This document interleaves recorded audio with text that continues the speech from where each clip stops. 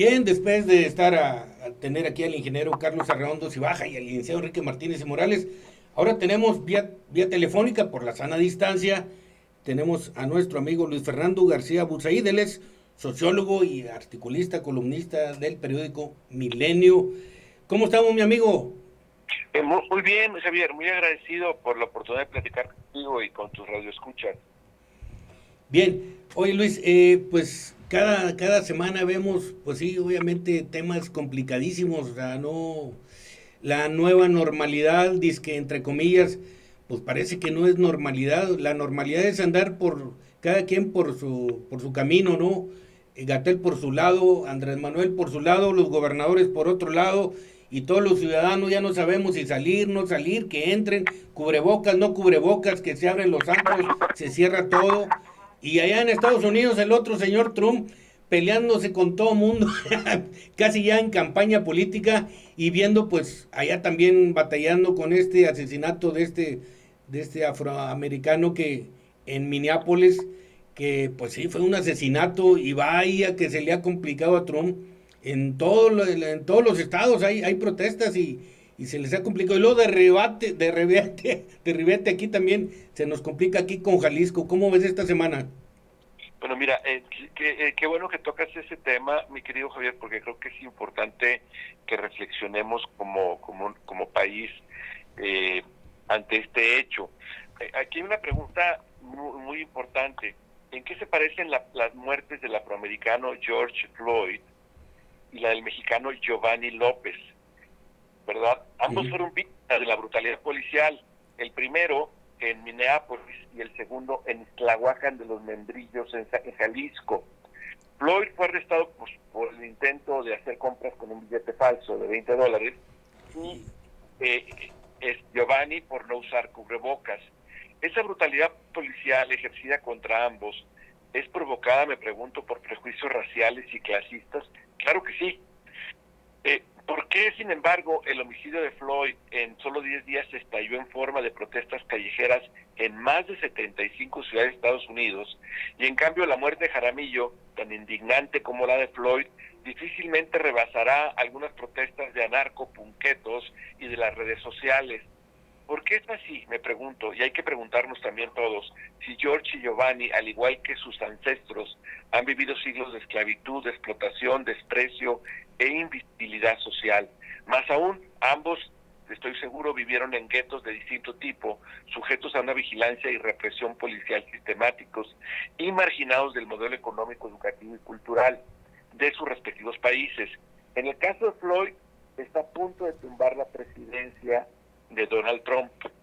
En el caso de Giovanni no va a pasar más allá de algunas escaramuzas, te repito, en la ciudad de Guadalajara, conducidas en cierta manera, según información que ha surgido en medios de comunicación, por el gobierno federal, que tiene una rivalidad directa con Enrique Alfaro, el gobernador de Jalisco. Bueno, la pregunta es, ¿por qué el impacto de la muerte de un afroamericano en Estados Unidos puede tumbar la presidencia de Trump?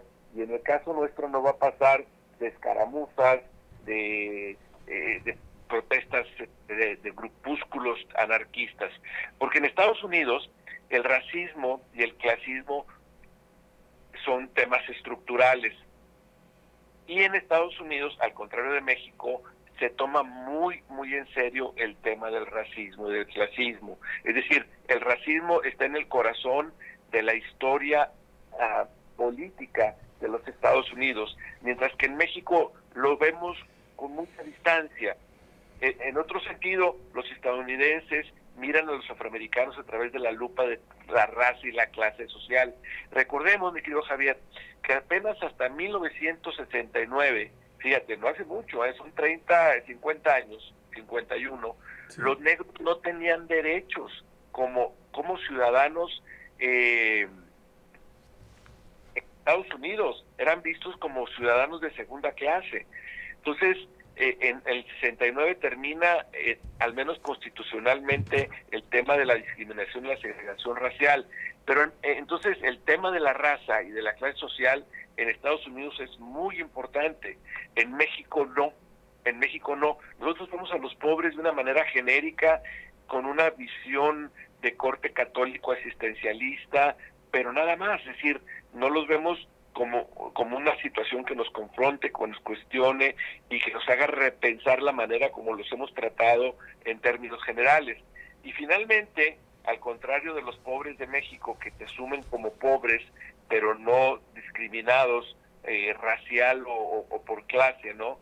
Los afroamericanos en Estados Unidos sí tienen conciencia de cómo la violencia estructural los ha tratado de exterminar con derechos civiles o sin ellos. En México no. Entonces, esa es la gran diferencia y creo que es importante reflexionarla, porque en México el racismo y el clasismo existen, lo vemos de manera cotidiana, pero no tiene el nivel de impacto político, ¿verdad?, que tiene en Estados Unidos. Ahora, sí quería yo comentar dentro de ese tema lo que está ocurriendo en Jalisco. En Jalisco, bueno, es asesinado como por la brutalidad policial este hombre llamado Giovanni López, en una situación muy similar a la que ocurrió en Estados Unidos con George Floyd. Es importante que nuestros escuchas sepan que hubo otras tres muertes producto de la brutalidad policial en otros estados que son gobernados por Morena y nadie dijo absolutamente nada. Pero en el caso de Jalisco, la muerte provocada por la brutalidad policial, en el caso de Giovanni López, adquiere una dimensión política por la rivalidad histórica que tienen Enrique Alfaro y Andrés Manuel López Obrador.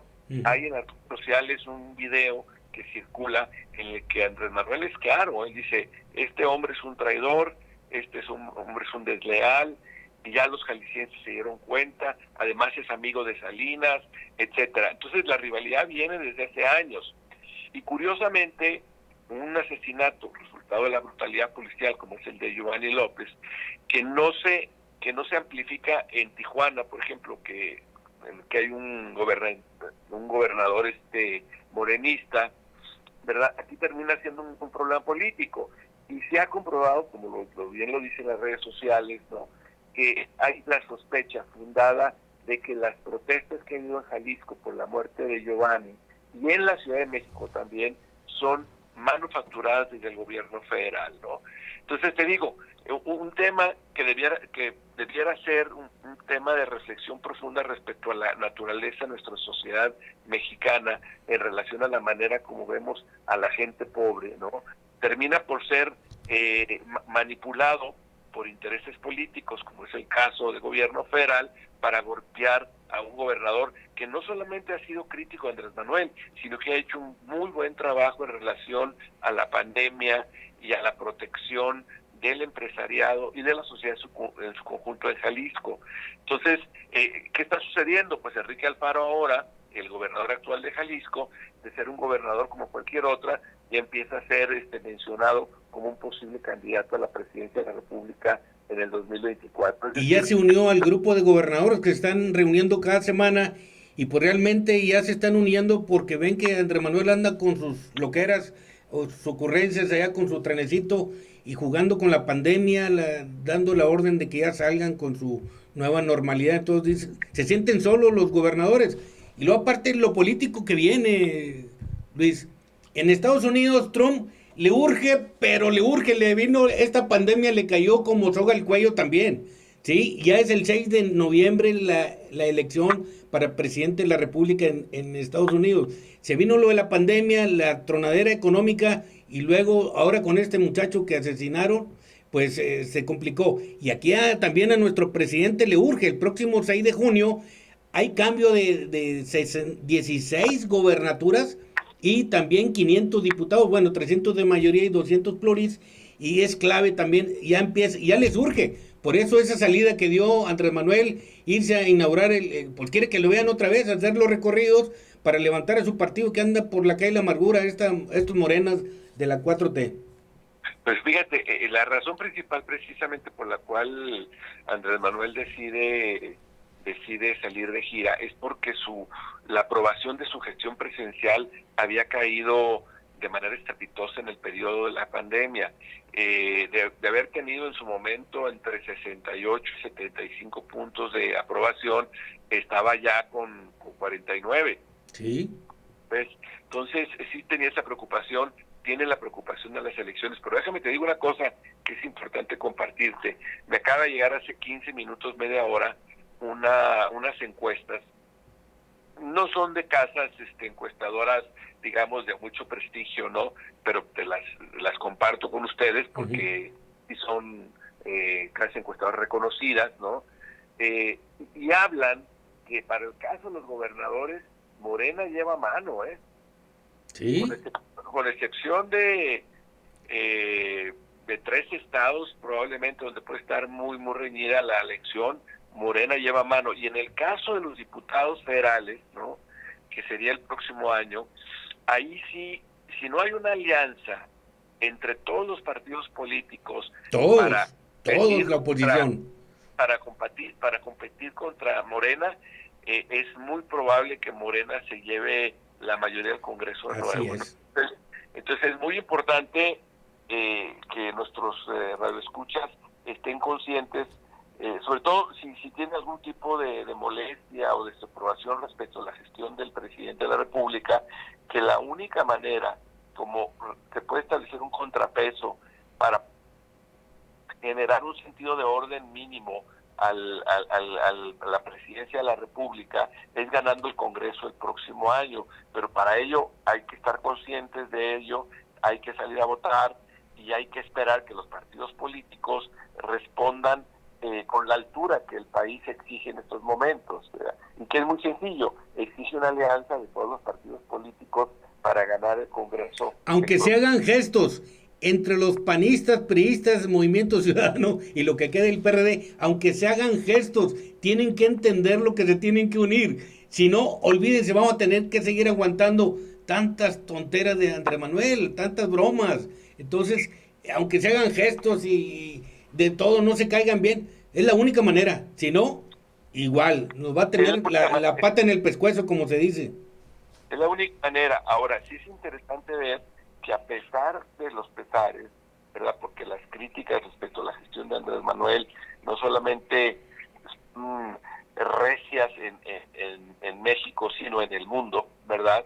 Es interesante ver cómo a nivel gubernatura el impacto de los programas sociales, ¿verdad?, sí está teniendo efecto entre la gente, ¿verdad? Porque de otra manera no nos podríamos explicar cómo de las, creo que son 21 gubernaturas, ¿verdad? Sí. Él lleva mano en 17, 18. ¿ves? Son 16 gubernaturas. 16, bueno, él lleva mano en, ¿ves? Fíjate nomás. Entonces, digo, lleva 13, tiene 10 firmes, 3 en duda y 3 realmente fuera de su alcance al día de hoy, ¿verdad? Pero bueno, ya viene habría que ver cómo impactaría la pandemia de aquí a septiembre, octubre, porque los pronósticos que se hacen desde Estados Unidos y desde Europa respecto a las tendencias de muerte, de contagios y de personas fallecidas en México son realmente catastróficos, ¿no? Y eso sí pudiera impactar en las encuestas relacionadas con las gobernaturas el próximo año y con el Congreso, ¿eh? Sí, porque si llegamos a tener lo digo porque es el cálculo de las predicciones. López-Gatell ahora ya subió los números a 30,000 en el escenario más catastrófico, pero en Estados Unidos y en Europa prevén que pudiéramos tener hasta 87 y 90,000 personas fallecidas para el mes de septiembre. ¿Ves? Entonces, si esto llegara a suceder, eso sí tenía un impacto muy importante en las encuestas relacionadas con las gubernaturas, pero también con los diputados federales. Habida cuenta que Andrés Manuel ya tiene una salida, tiene varias salidas. Mira, una salida es culpar a López-Gatell, usarlo como chivo expiatorio y decir, bueno, el que se equivocó fue él. Otra salida que tiene es decir, no, es que además de fueron los gobernadores. Los gobernadores que no me hicieron caso. No me hicieron caso. ¿Sí? Y dice, no, bueno, en realidad, bueno, también además de López-Gatell y de los gobernadores, están los empresarios porque no supieron ser solidarios con la gente. Sí. Estamos viviendo una situación de crisis terrible porque ellos no adoptan una actitud de solidaridad con los trabajadores ni con la economía. etcétera, etcétera. Entonces él ya tiene salida, ¿sí me entiendes? Desde ahorita los neoliberales son los que tienen la culpa, los Exacto. expresidentes tienen la culpa de todo, o sea, y él no hace nada. No, además, pero de manera puntual sería López-Gatell, los gobernadores, ¿verdad? Y los empresarios. Ellos serían sus chivos expiatorios. Y bueno, falta ver si la gente le cree, ¿ves? Que también es importante ver que no ha perdido mucha credibilidad en términos generales, ¿no? Pero te digo, no la ha perdido porque, bueno, pues tiene subvencionados con programas, con becas, con dinero en efectivo. Aquí sí le queda de que te mantenga el gobierno, sí le está funcionando, ¿verdad? 22, Aunque no trabajes, que te mantenga el gobierno, y le está llegando, y esos son los más propensos a votar por él. Exacto, son 22 millones de personas las que están siendo beneficiadas directamente, no de que mañana le va a venir, no, directamente le llega el dinero a la persona, ¿no? Que ese fue uno de los grandes problemas que tuvo cuando inició su gobierno, porque había redes clientelares que pues no permitían que llegaran los apoyos rápido, ¿me entiendes? O completos. Entonces, ahora ya no, ahora es directo, y ya con la instalación de sucursales de los bancos del bienestar, pues va a ser mucho más sencillo, ¿ves? Porque van a llegar directamente a través de cajeros, ¿no? Del Banco de Bienestar a los 22 millones de beneficiarios de manera directa. Ya no va a ser de que tocan la puerta y te entregan el ¿cómo se llama? El donativo, o la beca, o lo que sea, ¿no? Y bueno, así las cosas, mi querido Javier. Bueno, toca, y yo que le sugeriría a los escuchas, primero, que se cuiden, que se rasquen con sus propias uñas, que si hay alguna indicación a seguir, que sea la del gobierno del estado de Coahuila, que ha hecho un trabajo excelente en protegernos y cuidarnos del tema, porque ha rebasado las expectativas y directrices del gobierno federal, no una, sino 5, 6, 7 veces, ¿no? Así es. Creo que sí podemos confiar en lo que está haciendo nuestro gobernador a nivel estatal. Y segundo, y el de Durango, más en lo político, sí quería ser consciente de la importancia de las elecciones del próximo año, tanto para las gubernaturas, aunque no va a ser el caso de Coahuila, y para las diputaciones federales. Como bien dice Javier, la oposición, aunque se vean feo, aunque se huelan feo, aunque se miren feo, tiene que unirse, porque de otra manera... Y aunque después vuelvan a pelearse, pero en estos momentos tienen que unirse, si no, vamos a seguir igual. Exactamente. Así es. Bueno, licenciado Luis Fernando García Busaid, gracias por tu comentario, te seguiremos localizando. No, me va a dar mucho gusto. Un abrazo muy grande. Adiós. Gracias. Bien, hasta aquí llegamos con el dominó político, pues vía telefónica por la sana distancia. Pues así vamos a seguir, no sé cuánto, pero es la instrucción que tenemos nada más por vía telefónica, nuestros invitados y nuestros analistas. Así que, pues gracias por su atención. Lo esperamos para el próximo dominó político. Gracias, buenas tardes.